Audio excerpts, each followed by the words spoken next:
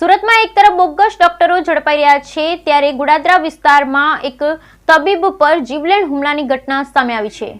સુરતમાં એક તરફ બોગસ ડોક્ટર ઝડપાઈ રહ્યા છે ત્યારે ગોડાદરા વિસ્તારમાં તબીબ પર જીવલેણ હુમલાનો બનાવ સામે આવ્યો।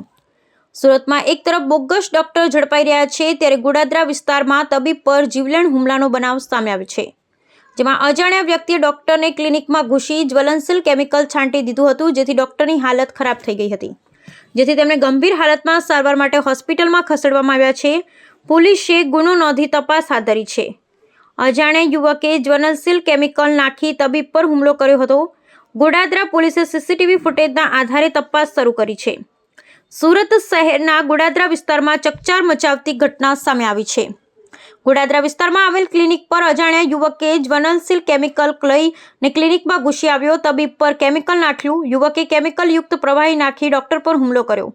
તબીબ ગંભીર રીતે ઇજાગ્રસ્ત થતાં તાત્કાલિક સારવાર હેઠળ હોસ્પિટલ ખસેડવામાં આવ્યો છે। ગોડાદરા પોલીસને ઘટનાની જાણ કરાતા પોલીસ ઘટના સ્થળે પહોંચી કાર્યવાહી શરૂ કરી છે। તબીબ પર કેમિકલ હુમલાના સીસીટીવી સામે આવ્યા છે, જેના આધારે પોલીસે તપાસ શરૂ કરી છે।